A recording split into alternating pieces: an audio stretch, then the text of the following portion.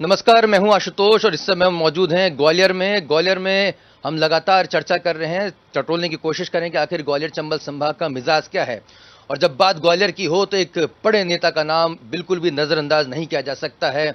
जी हां, हम बात कर रहे हैं भारतीय जनता पार्टी के कद्दावर नेता और पूर्व मंत्री जयभान सिंह पवैया जी की। जयभान सिंह जी, आपका बहुत बहुत स्वागत है। बहुत नमस्कार, प्रणाम। जयभान सिंह जी, हाल ही में जो राम मंदिर आंदोलन में आपको बरी किया गया है, एक बड़ी लड़ाई आपने लड़ी और उसके बाद बरी होने का जो समाचार प्राप्त हुआ, मुझे याद है जब आप जा रहे थे तो आपने कहा कि मैं तो अपनी पूरी तैयारी के साथ जा रहा हूँ, फैसला कुछ भी हो, मैं जेल में भी जाऊंगा, जमानत नहीं लूंगा। उसके बाद जो फैसला जब आया तो आपको कैसा लगा, किस तरह की उस समय आपकी फीलिंग्स थी? देखिए, मैं तो अपना 1 महीने की व्यवस्था करके गया था। मैंने जाते समय कहा था अपना लोटा लंगोटी दवा दारू, दारू तो नहीं, दवाइयाँ, ये सब लेकर मैं गया था, क्योंकि दुविधा मन में नहीं थी। फैसला आया तो अब आप व्यक्तिगत पूछें तो मुझे थोड़ा ये लगा कि अरे सब सामान वामान लेकर आए, अगर थोड़ा भजन 1 आध महीने जेल में जमानत तक हो जाता तो ठीक था, लेकिन ये मेरा व्यक्तिगत सोच है। पर मुझे खुशी इस बात की हुई कि एक बहुत बड़ी कॉन्स्पिरेसी थी। 28 वर्षों से भारत के हिंदू नेताओं को, हिंदू संतों को, हिंदू संगठनों को विश्व भर में बदनाम किया जाता रहा और ये कहा जाता रहा कि राष्ट्र में उपद्रव कराने के लिए हमने षड्यंत्र बुने, नियोजित रूप से वो घटना हुई। लेकिन मैं भारत की न्यायपालिका को नमन करता हूं, प्रणम्य है वो। जितना स्पष्ट फैसला सुप्रीम कोर्ट का श्री राम जन्मभूमि के मामले में था, जितना साहसिक और ऐतिहासिक निर्णय वो था, उतना ही ऐतिहासिक फैसला सीबीआई की विशेष अदालत का था। आप कल्पना करिए कितना बड़ा जाल बुना गया कि 1050 सवाल तो मुझसे पूछे गए थे जब मैं ट्रायल के समय बयान देने गया था, और अदालत ने कहा कि ये नियोजित षड्यंत्र नहीं था, ये अचानक हुई घटना थी। अगर ये नियोजित षड्यंत्र होता तो अशोक सिंघल जी मिट्टी और बालू से कार सेवा करने की अपील क्यों करते हैं? मंच पर खड़े होकर आडवाणी जी और जोशी जी लोगों को रोक रहे थे, अदालत ने बोला है। अब जो बाबरी आत्माएं फैसले के बाद बौखला रही हैं और वो कहते हैं कि हमारे कांग्रेस के मित्र मध्य प्रदेश में कह रहे थे कि मोदी की तानाशाही ही है।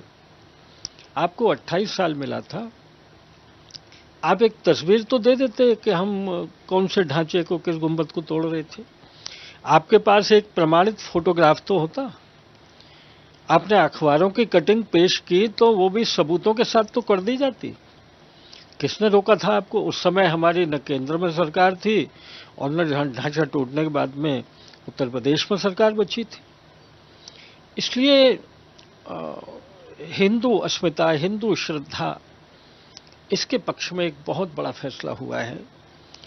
और सच बात यह है कि कैसे टूटा, किसने तोड़ा, नियोजित नहीं था, ये सब सच होते हुए भी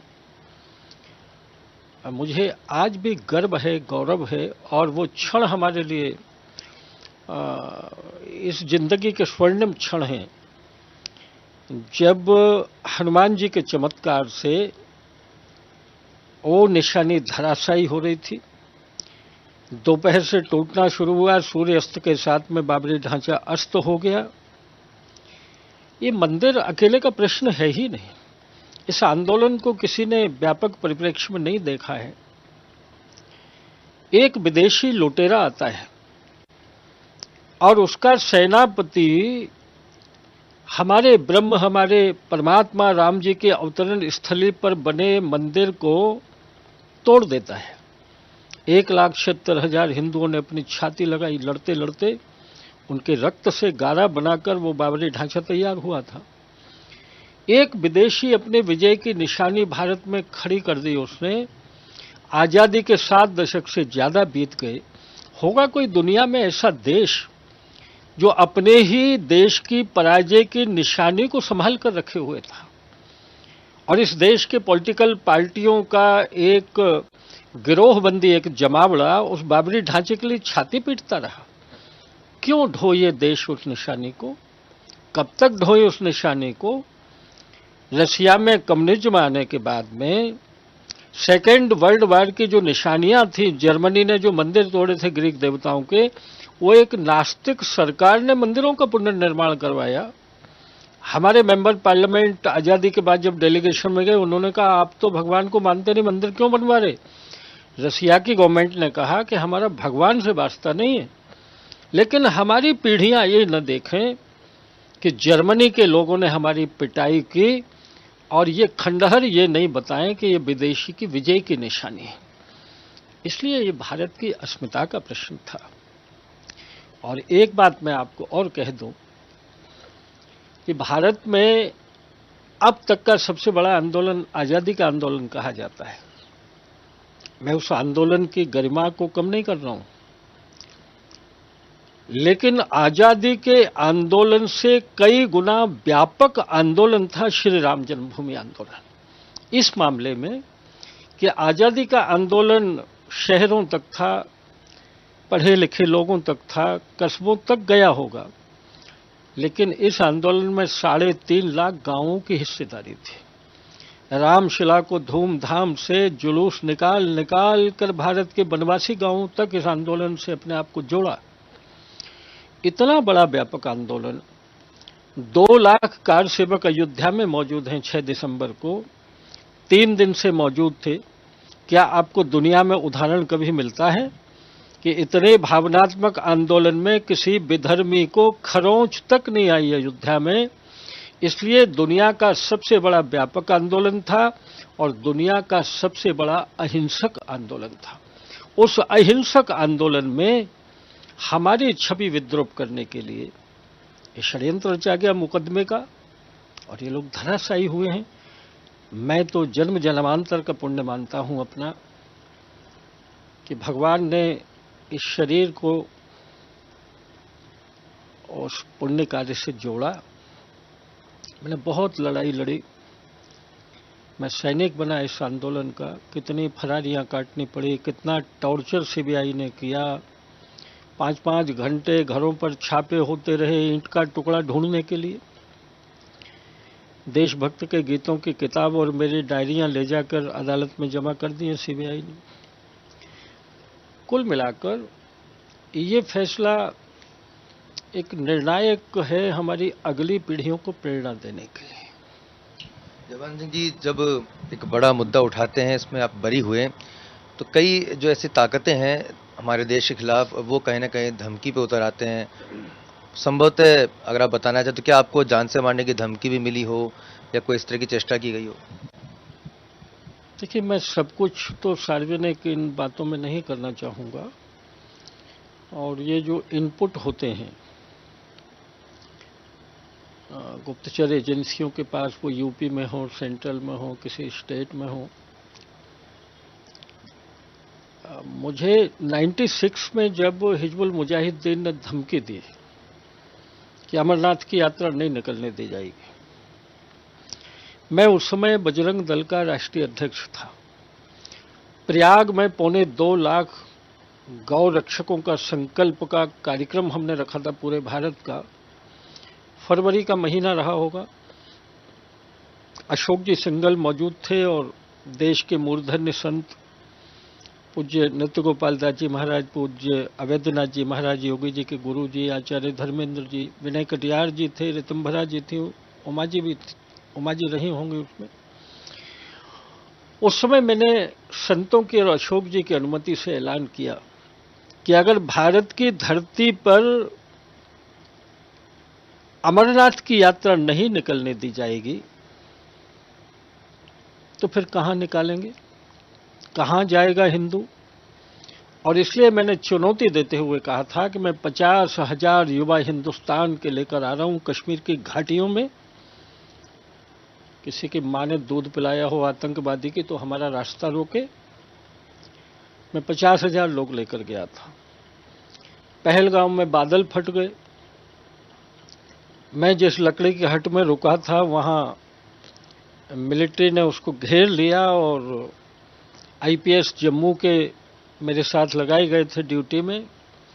उन्होंने कहा कि हम आपसे लोगों को मिलने नहीं देंगे। मुझसे बजरंग दल के लोग भी नहीं मिल पा रहे थे, तो मैंने कहा वजह क्या है? उन्होंने कहा कि आपका शरीर बच गया है, 2 को मार लिया है, 3 पकड़ लिए हिजबुल मुजाहिदीन के लोग हैं। हो सकता है कि परमात्मा ने अपना ही निमित्त बनाने के लिए मुझे जिंदा रखा हो 96 के बाद, और इसलिए ये प्राणों की परवाह करके या व्यक्तिगत जीवन के गुणा भाग लगाकर कभी राष्ट्र कार्य होता नहीं है। अब हम तो वो लोग हैं जिनकी अंतिम साध है कि जब ये शरीर जाए तो भगवान में लिपट कर जाए। इसलिए जो होता है वो विधाता तय करके रखते हैं। लेकिन है मेरे पास खबर, और मैं जब बरी हुआ था तो जिस तरह उत्तर प्रदेश की सरकार ने, वहाँ की पुलिस ने इटावा बॉर्डर तक मुझे कवच में छोड़ा है, और आते ही मुझे जो सूचनाएं मिली हैं सरकारी स्तर पर,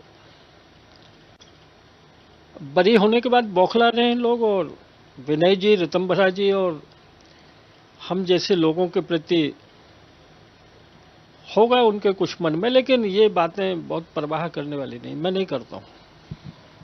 बड़ा अभियान, एक बड़ा आंदोलन को आपने अंतिम मकाम तक पहुंचाया, आपके पूरे साथियों ने पहुंचाया। अब आगे क्या बात उठ रही है कि क्या श्री कृष्ण जन्मभूमि को लेकर भी इसी तरह का आंदोलन किया जाएगा?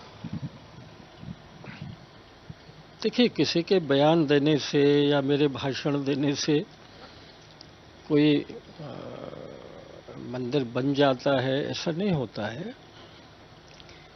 इतना लंबा संघर्ष हमें राम जन्मभूमि आंदोलन में करना पड़ा, 500 साल का बलिदानों का इतिहास उसके पीछे था। इतिहास घटाया नहीं जा सकता, इतिहास घटित होता है। राम मंदिर का निर्माण उसका सबसे बड़ा उदाहरण है। इसलिए विधि सम्मत कोई तरीका जरूर निकलेगा, ये मैं उम्मीद करता हूं। भगवान की अवतरण स्थली है मथुरा की, उस पर औरंगजेब की बनाई हुई लाल पत्थर की इमारत अभी भी खड़ी है। ज्ञान वापी नाम से वहां भी एक इमारत खड़ी हुई है। एक ज्योतिर्लिंग का स्थल है, एक स्वयं भगवान की परम ब्रह्म की अवतरण स्थली है। ये हैं तो विदेशियों की विजय की निशानी। पर ऐसा दौर भारत में आया, ऐसा युग है जिसमें भारत के खोए स्वाभिमान का पुनरुत्थान हो रहा है बड़ी तेजी से, मोदी जी के नेतृत्व में, उनकी इच्छा शक्ति के कारण। इसलिए मैं बहुत ज्यादा तो नहीं कहूंगा, लेकिन देश के हिंदुओं के मन में एक कसक है, और मैं मानता हूं कि अकेले हिंदुओं के ही क्यों, जो भी देशभक्त है, जो देश के पूर्वजों में अपना भरोसा रखता है, उन सबके मन में पीड़ा तो है। और ये पीड़ा मोदी जी की सरकार रहते हुए नहीं बचेगी। मोदी है तो मुमकिन है, और इस देश में वो सब कुछ मुमकिन होगा जो देश के लिए जरूरी है। जब आप ये बात उठाते हैं, ये मुद्दों को उठाते हैं, तब आप लोगों को सांप्रदायिक कह दिया जाता है। ये सांप्रदायिक की इस परिभाषा से आप किस हद तक सहमत हैं? ये तो नेहरू जी के काल से देश में राज करने का एक तरीका रहा कांग्रेस का, उसी ने इजाद किया था। ये जानते ही नहीं कि संप्रदाय होता क्या है। संप्रदाय तो हिंदुओं में होते हैं, संप्रदाय हमारे हैं। तो ये सांप्रदायिक जो शब्द चला वो 400-300 वर्ष पहले कुंभ के मेलों में शैव और वैष्णव के बीच स्नान को लेकर जो चिमटों से युद्ध होता था, उसको सांप्रदायिक विवाद कहा जाता था। तो ये तो देश में एक ट्रेंड चला कि जो बहुसंख्यक समाज के सम्मान की बात करे, जो भारत के अस्मिता के सम्मान की बात करे, जो राम की बात करे, जो गंगा की बात करे, उसको सांप्रदायिक कह दो। लेकिन अब देश में ये बचा नहीं है, इसकी पोल खुल गई। ये लोग धराशायी हो गए अपने षड्यंत्र में, और हमको ही सांप्रदायिक कहकर राज करने का तरीका नहीं है। उस सीमा तक ये गए। अल्पसंख्यक वोट बैंक का लालच कांग्रेस और वामपंथियों और सूडो सेकुलरिज्म मानने वाले अन्य दलों में रहा, ये तो सारा देश जानता है। लेकिन आजकल तो आतंकवादियों का भी कोई वोट बैंक होता है। कभी कभी कांग्रेस के बयानों से हमको ये लगता है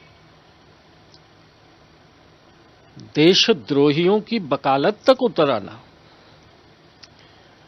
लेकिन देश में बेनकाब हो गए हैं ये लोग, ये इतिहास की वस्तु बनते जा रहे हैं।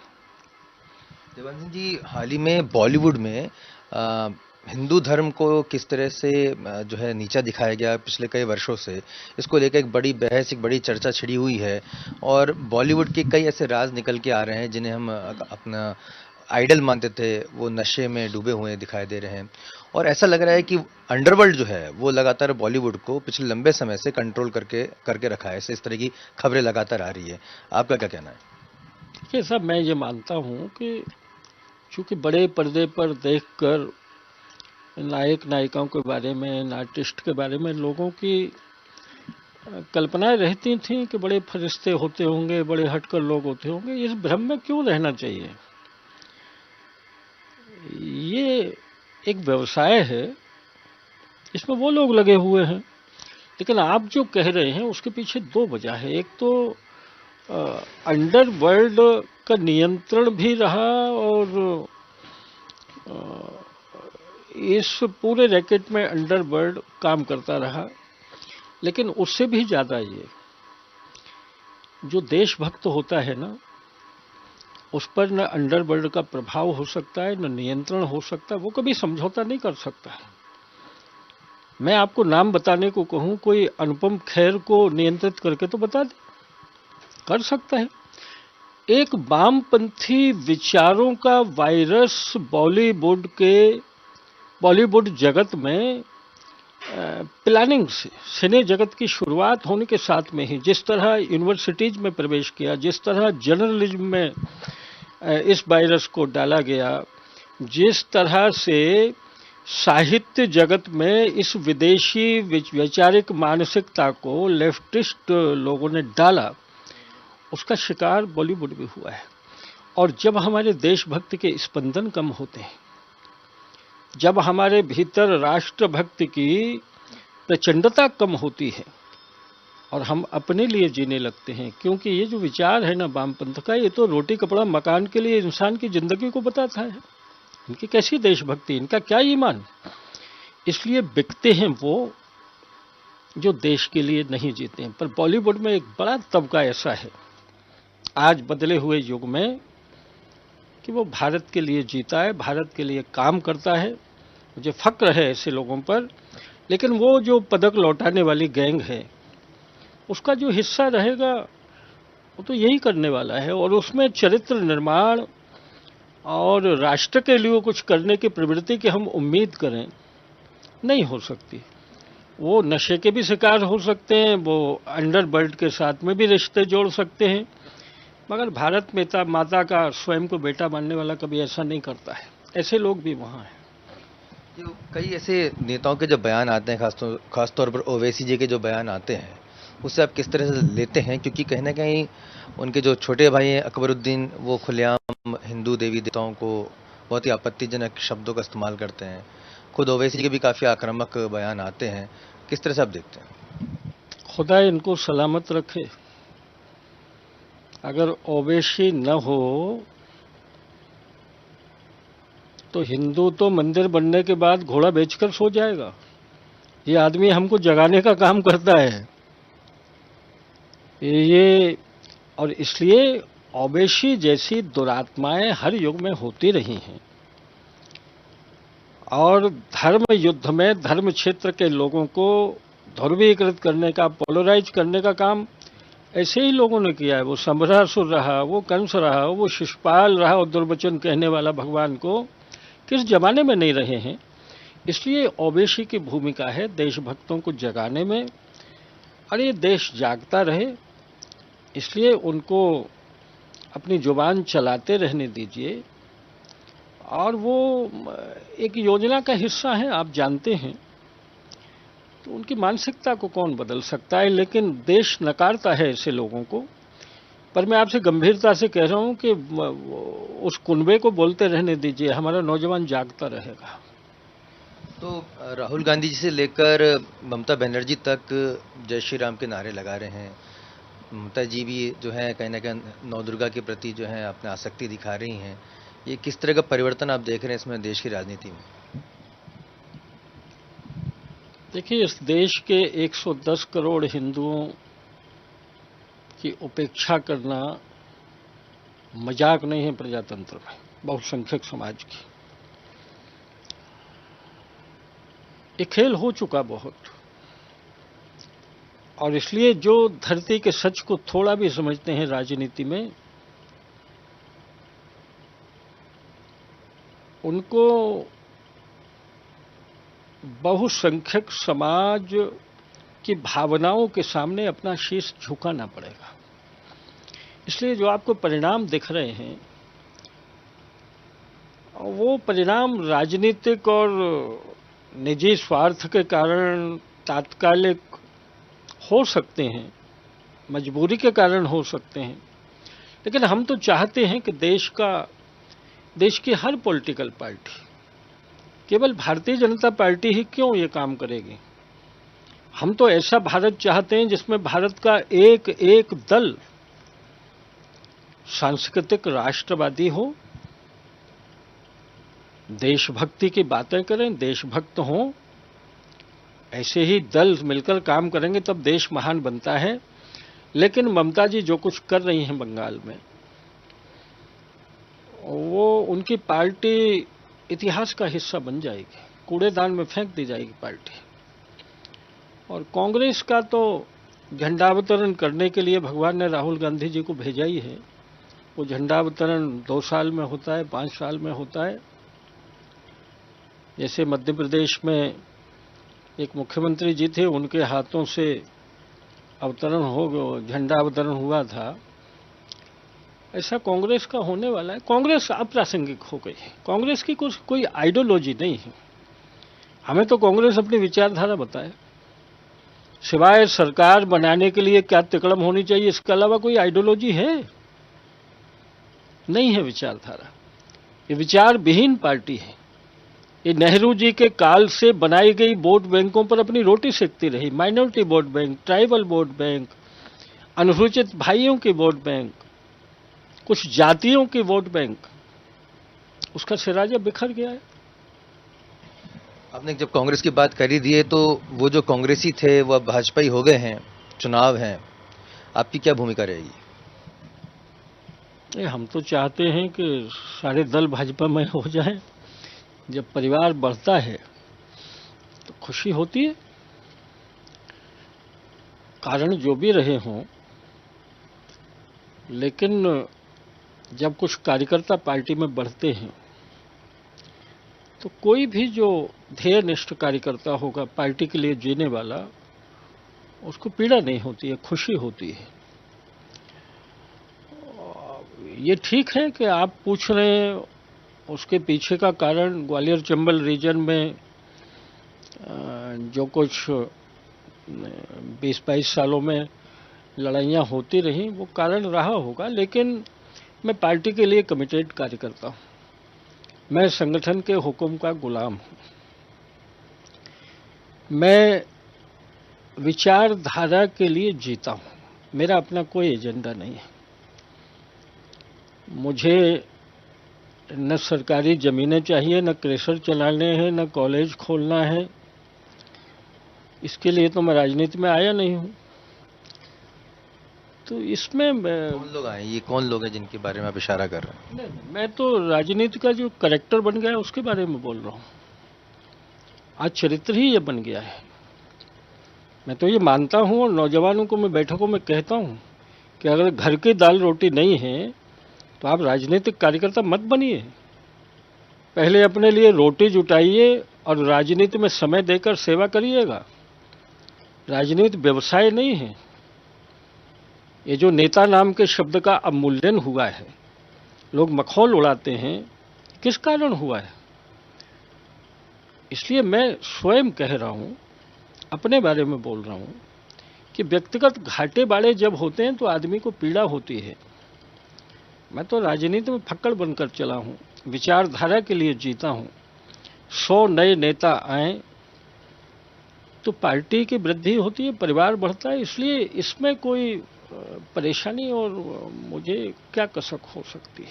सवाल मैंने इसलिए भी पूछा था जयभान जी क्योंकि जब सिंधिया जी का आना हुआ था आपकी पार्टी भारतीय जनता पार्टी में, तो जो सबसे पहले कुछ नामों की चर्चा छिड़ी थी, उसमें सबसे जो टॉप 3 नाम थे उनमें आपका भी नाम था कि अब जयभान सिंह जी का क्या होगा। उन्होंने जिंदगी भर महल के खिलाफ राजनीति की है, मुखर होकर लड़ाई लड़ी है, अब वो कैसे एडजस्ट करेंगे, क्या उतने सहज रह पाएंगे, उनका क्या रुख रहेगा?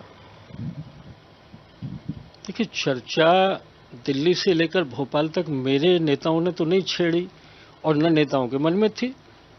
चर्चा छेड़ी मीडिया ने। अगर सिंधिया जी के आते समय मीडिया मेरा नाम न देता तो सब्जेक्ट क्या था? उन्होंने सदस्यता ले ली, समाचार खत्म।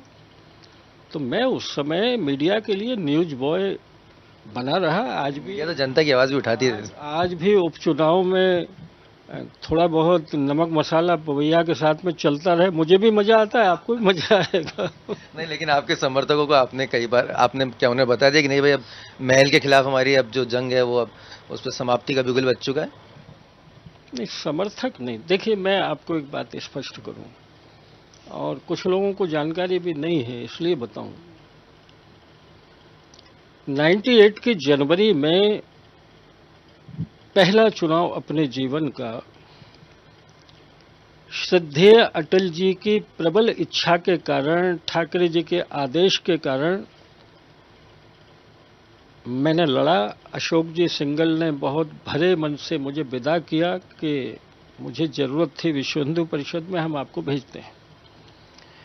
98 में जब मैं स्वर्गीय माधवराव जी सिंधिया से चुनाव लड़ाया गया तो सबके मन में एक कसक थी। 1984 में इंदिरा गांधी की मृत्यु के बाद की लहर में वैश्विक नेता अटल बिहारी जी वाजपेयी की बड़ी पराजय ग्वालियर से हुई। लगभग 2.25 लाख मतों से वो चुनाव हारे थे और अटल जी के बारे में कोई सोच ही नहीं सकता है। वो कसक सबके भरी हुई थी। अटल जी ने मुझे उस समय मिलने बुलाया तो मुझे कहा कि पवैया जी, इस कुरुक्षेत्र में तो आपको उतरना चाहिए। मैं वो चुनाव लड़ा। मैं चुनाव लड़ा तो राजनीतिक दांवपेच न तब जानता था ना अब जानता हूं। प्रारब्ध ने राजनीति में भेजा है, लेकिन राजनीतिक आज भी नहीं हूं। तो मैंने यहां लड़ने के पहले देखा कि ग्वालियर चंबल रीजन में कांग्रेस अस्तित्व में नहीं थी। पूरी कांग्रेस उनके पीछे केंद्र थी और वो उनका चुनाव जीतने और हारने के पीछे कुछ और बातें होती थीं और इसलिए अटल जी और ठाकरे जी के साथ बैठकर इश्यूज तय हुए और मैं वो चुनाव लड़ा कुछ मुद्दों पर। उसमें कुछ शब्द थे औपनिवेशिक काल के, अंग्रेजों के काल के। तो प्रजातंत्र में आम आदमी, नेता सब बराबर होते हैं। ये आत्मसम्मान का और समानता के जो मुद्दे थे वो बड़े गहरे तक जनता में उतरे थे और एक नया वोट बैंक क्रिएट हुआ था, क्योंकि ग्वालियर पार्लियामेंट में ही हमारा एमएलए 0 होता था। वो एक लड़ाई थी और उस समय की थी। ये बातें अतीत की हो गई हैं, बिल्कुल सच बात है। और मैं कोई अपनी खातिर नहीं लड़ा था, मुझे पार्टी ने लड़ाया, पार्टी के खातिर लड़ा। लेकिन एक नया विचार मैंने उस समय दिया था और उस विचार को लोगों ने पूरे इस रीजन में स्वीकार किया था। एक नौजवानों का नया वोट बैंक जो आज भारतीय जनता पार्टी में जगह जगह पर है, कार्यकर्ता के रूप में बना था वो। वो लड़ाई बहुत आक्रामक थी, तो इस कारण लोगों में ये भी भ्रम हुआ होगा, आज भी होता है कि मेरी कोई व्यक्तिगत लड़ाई हो गई। मैं किसी मकान के खिलाफ लड़ाई नहीं लड़ा, इसको लोग महल कहते हैं। मैं किसी परिवार के खिलाफ नहीं लड़ा, और अगर मेरी किसी परिवार के खिलाफ लड़ाई होती या उस नाम से होती जिसकी आप बात कर रहे हैं, तो ये कितने लोगों को पता है कि स्वर्गीय आदरणीय विजया राजे सिंधिया जी का जीवन का पहला सार्वजनिक जन्मोत्सव 87 में 70वां जन्मोत्सव अपने गांव चिनौर में अपने खर्चे पर हजारों हजारों जनता के बीच ले जाकर मैंने मनाया। और उनके संबंध किस तरह के थे आज के लोगों को कल्पना नहीं है। और वो किस कारण थे? क्योंकि मैं हिंदू जागरण और हिंदू आंदोलन का हिस्सा रहा। वो बीजेपी में जरूर थे, लेकिन हिंदुत्व के आंदोलनों में बहुत सक्रिय थे। विश्व हिंदू परिषद की सेंट्रल ट्रस्टी थी, और इसलिए कम से कम 60 धर्म सभाएं हैं इस अंचल की और मध्य प्रदेश की, जहां आदरणीय विजया राजे सिंधिया जी और मैं स्वयं दोनों की संयुक्त धर्म सभाएं हुई हैं। वो चीफ गेस्ट होती थी, मैं मुख्य वक्ता होता था। ऐसा एक सेट बनता था, एक फेयर में बैठकर हम निकलते थे। उनके आगे मेरा शीश झुकता था, इसलिए नहीं कि वो बड़े घर में कहीं रहते हैं, इसलिए नहीं कि वो किसी विशेष खानदान से होंगे, इसलिए कि उन्होंने अपने जीवन को जिस तरह समर्पित किया भारत की संस्कृति और हिंदुत्व के लिए, गौरक्षा के लिए, अयोध्या के लिए, वो प्रणम्य था। वो चाहती तो आराम का जीवन जी सकती थी, लेकिन वो जितना परिश्रम करती थी, हम उस उम्र में जितना करते थे उतना परिश्रम वो करती थी। इसलिए रहे मेरे संबंध। अगर मेरे संबंध किसी खानदान से खराब होते तो फिर ये कैसे होता? इसलिए राजनीतिक जो युद्ध होता है वो कांग्रेस में हुआ करते थे। वो चाहे माधवराव जी हों, ज्योतिरादित्य जी हों, मैं भारतीय जनता पार्टी से लड़ाया गया। अब कोई कहे कि इनकी ठन गई, मेरे भीतर कोई ग्रंथि नहीं है। दूसरी बात मैं ये कहूं, क्योंकि आप हमारे जो दर्शक हैं वो स्पष्ट नहीं हो पाएंगे, उन्हें लगेगा कि पार्टी बदल गई तो पवैया बदल गया। ऐसा नहीं है। मैं जिस मानसिकता और विचार के खिलाफ बोलता रहा, लड़ता रहा, उसकी जगह कांग्रेस में है। कांग्रेस में क्षत्रप व्यवस्था है, कांग्रेस कुनबों की पार्टी है, कांग्रेस क्षत्रपों की पार्टी है। कांग्रेस इन उपाधियों से लाभ उठाती रही है। वो नेता पर आधारित पार्टी है, वो नेता के जाने पर खत्म भी हो जाती है। भारतीय जनता पार्टी विशुद्ध कार्यकर्ता आधारित पार्टी है, और इसलिए जब ज्योतिरादित्य जी या और हमारे नए कार्यकर्ता जो शामिल हुए हैं, वो जब इतना बड़ा निर्णय लेकर आए हैं, कोई इतने वर्षों काम करने के बाद पार्टी छोड़ना मजाक नहीं होता है, कोई ऐसे ही नहीं छोड़ देता है। कोई न कोई विचार परिवर्तन हुआ होगा। कहीं न कहीं सीएए जैसे मुद्दे पर वो प्रो हो रहे थे हमारे, कोई विचार बदला होगा। लेकिन वो ये सोचकर आए होंगे कि कांग्रेस परिवार की पार्टी है, दिल्ली से लेकर भोपाल तक, लेकिन भारतीय जनता पार्टी जहां हम जा रहे हैं वो कार्यकर्ताओं की पार्टी है। ये कार्यकर्ता केंद्रित पार्टी है, और इसलिए जयभान सिंह पवैया भी कार्यकर्ता है और ज्योतिरादित्य सिंधिया जी भी कार्यकर्ता हैं। हम दोनों का ओहदा बराबर है। इसलिए जिस पार्टी में इस मनोवृत्ति को स्थान नहीं हो, जिसका मैं विरोध करता रहा, वहां कन्फ्रंटेशन होने का, झगड़ा होने का या मेरे मन में कोई बात होने का सवाल ही नहीं उठता।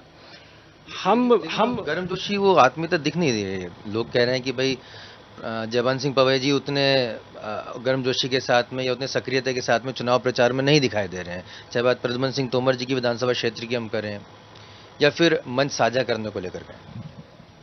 अगर आप क्षेत्र में गए होंगे तो आपको पता होगा कि ये भारतीय जनता पार्टी का कार्यकर्ता ही होता है जिसका कलेजा इतना चौड़ा होता है। 25 सितंबर को इन पूरे उपचुनावों का सोशल डिस्टेंस का पालन करते हुए भी प्रत्याशी के कंधे पर हाथ रखकर सबसे बड़ा रोड शो पवैया का ही हुआ है। तीनों मंडल कार्यालयों के उद्घाटन में भारी कार्यकर्ताओं के समुदाय के बीच परसों ही मैं शुभारंभ करके आया हूं वार्ड लेवल तक के कार्यकर्ताओं का, और 13 तारीख से मेरा संभाग का दौरा शुरू हो रहा है।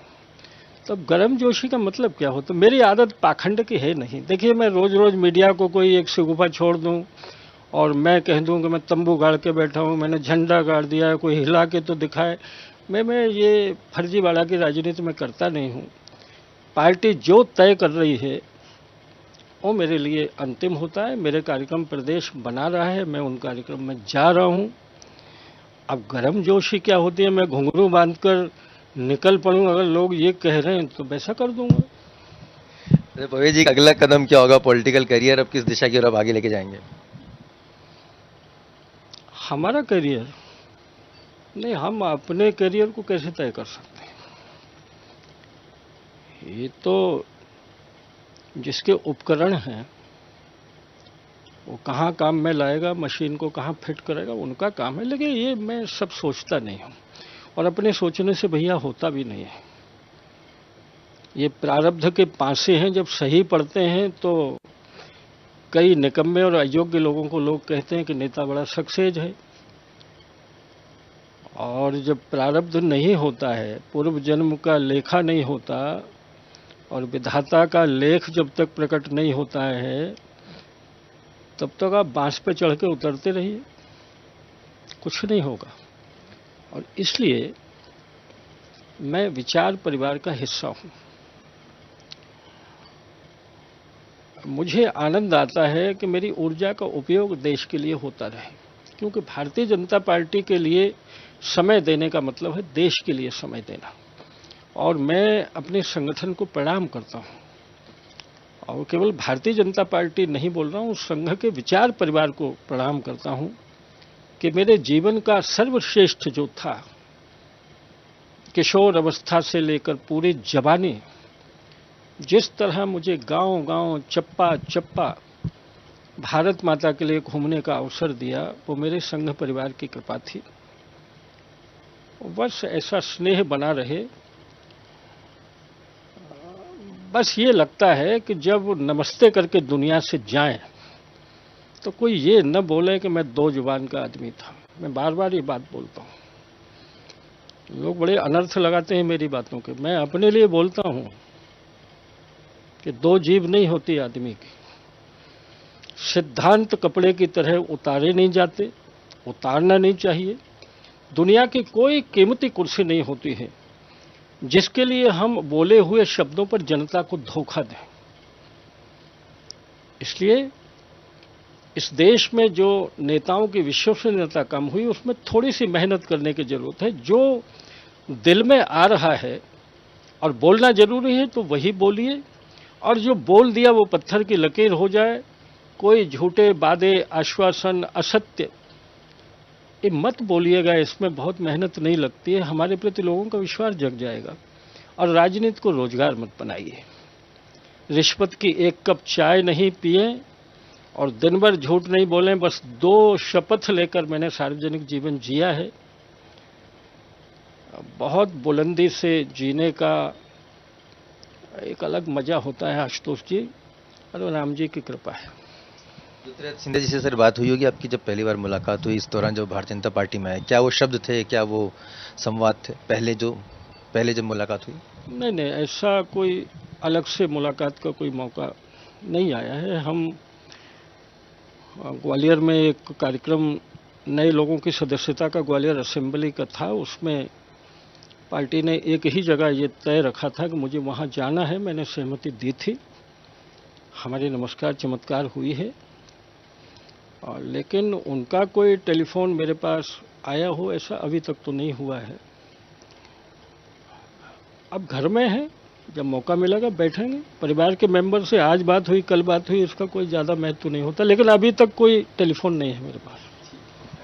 राजनीति में बिटवीन द लाइंस काफ़ी कुछ बातें होती हैं और हमारे जो दर्शक हैं वो ये अनुभवी इतने हैं कि वो समझ सकते हैं। काफ़ी बात उन्होंने साफगोई से कही है, काफ़ी बात उन्होंने पूरी तरह से बताई भी है कि देखिए, अब खुलकर वो ये भी बता रहे हैं कि ठीक है, विचारधारा हमारी एक हो गई, हमें कोई आपत्ति नहीं है। लेकिन जब मैं पूछता हूं कि कितनी बार मुलाकातें हुई, तो बोले अभी तो टेलीफोन पे भी कोई इस तरह से चर्चा नहीं हुई है। ये भी बात वो साफगोई से हमारे सामने जरूर रखते हैं जयमान सिंह पवई जी, जो कि अपनी आक्रामक शैली और अपनी स्पष्टवादिता के लिए पूरे देश भर में जाने जाते हैं। एक बड़े आंदोलन को उन्होंने मकाम तक पहुंचाने में बड़ी भूमिका निभाई और पूरी दमदारी के साथ वो कहते हैं कि अगर देश की अस्मिता के लिए आवाज उठाना गुनाह है तो वो गुनाह करने को तैयार हैं। देश की राष्ट्रीयता के मुद्दे पर वो अपनी आवाज को मुखर रखना चाहते हैं।